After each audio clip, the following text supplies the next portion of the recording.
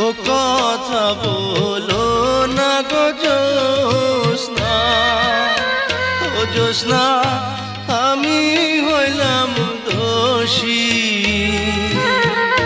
সুখের আশা দিয়া গো তোমায় করলাম বনবাসী গো জ্যোৎস্না, করলাম বনবাসী।